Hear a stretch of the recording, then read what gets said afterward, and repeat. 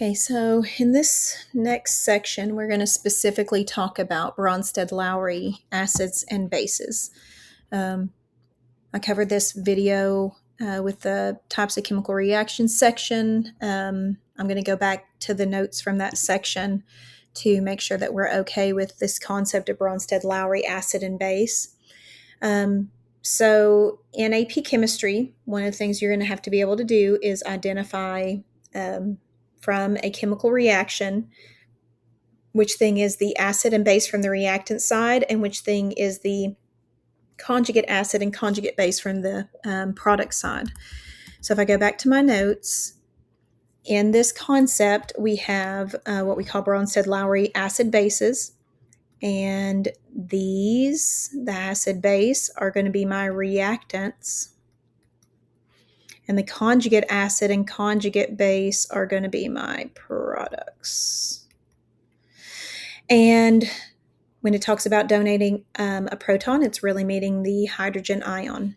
So the acid gets rid of a hydrogen, and it is going to be turned into the conjugate base. It's what's left over after the acid donates its hydrogen. The base is going to accept the hydrogen. It's going to turn into the conjugate acid. It's what accepts the hydrogen on the product side. So let's go back up to our problem. So if I look here, this starts out as HNO3. Over here it is just NO3. So this is going to be my acid. In these reactants and products, once you identify the acid, the other thing is automatically your base. But if you notice, this is just water. If I go back to my notes, in this problem, sometimes water can act as either an acid or a base depending on what it is with. Okay, so now we know the acid and the base. So the conjugate acid is the thing that accepts the hydrogen. The conjugate base is the thing that is left over. So the thing that accepted the hydrogen is the H3O positive. So this is going to be my conjugate acid. The thing that's left over is going to be my conjugate base. Again, if I look back at these definitions, conjugate acid accepts the hydrogen. Conjugate base is what's left over after the hydrogen is donated. So it says, which species are Bronsted-Lowry acids?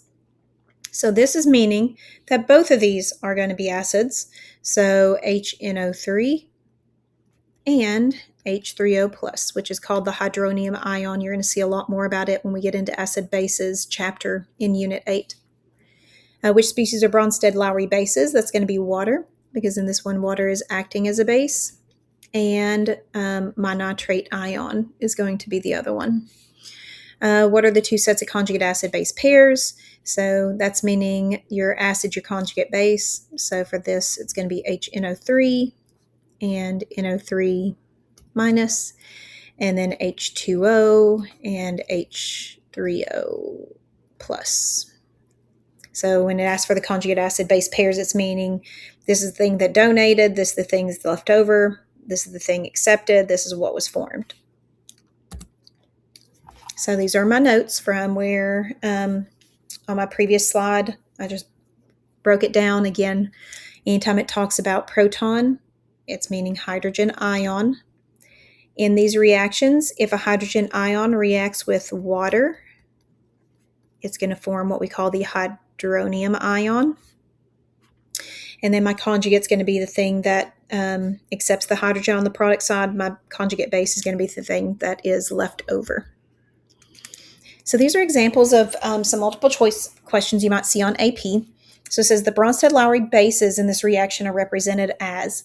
So in these problems, we have to go through and just identify as an acid or a base. So this one has an HCl. It turns into Cl. So this is going to be my acid because it donated its hydrogen. That means this is automatically its base. The thing that is left over is my conjugate base. The thing that accepts is my conjugate acid. And so this is asking for the bases. So NH3 is a base and Cl negative is a base. So I'm going to look for options. This is not it. NH3 and Cl. So that is going to be the correct answer. We have to, on this one, it gives us an equation again. It says a student performed a titration of HC2H3O2 with KOH. The net ionic equation for the neutralization reaction that occurs during the titration as shown above. Identify both the Bronsted-Lowry acid conjugate acid-base pairs in the neutralization reaction above. For each pair, label the acid and the base. So let's go up here and start with that. And then we have to explain what does it mean to explain what occurs in this reaction to make it an acid-base reaction. So again, I'm looking on my reactant side. I'm looking for the thing that has a hydrogen that is given up. So in this one, this starts with hydrogen. It gives up the hydrogen, and its left over is just the polyatomic ion. So hydrogen, the C2H3O2, is a polyatomic ion. Whenever the hydrogen is given up, it is left over. So this is going to be my acid. That means this automatically must be my base. The acids and bases are not always going to look like what you expect. So you really have to focus on that hydrogen being donated or accepted. So what is left over on the product side after the hydrogen is donated is my conjugate base. The thing that accepts the hydrogen on my product side is my conjugate acid. So again, in this one, hydrogen plus OH minus gives me HOH or H2O. So it says identify both the Bronsted-Lowry conjugate acid-base pairs in this neutralization reaction above. For each pair, label the acid and base. And so in these, we have our pairs are going to be the HC2H3O2 is my acid, and the C2H3O2 minus is going to be my conjugate base.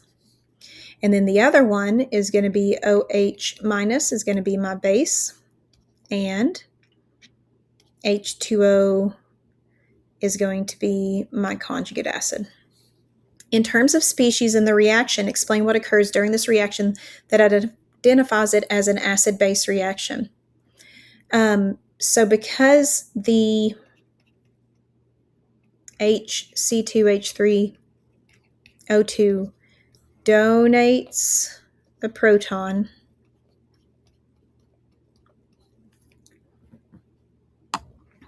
then the reaction, I'm just going to put RX in, is an acid-base reaction.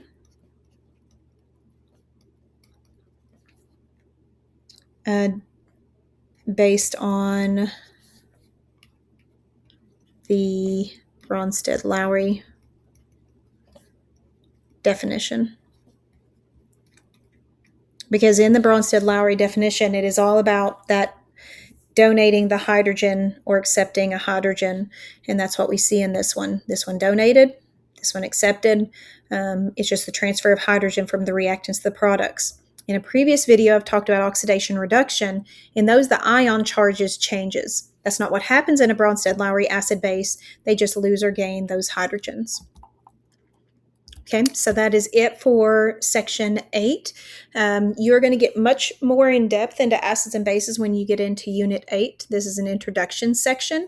And then the next topic I'm going to talk about is the redox reactions a little bit more in depth.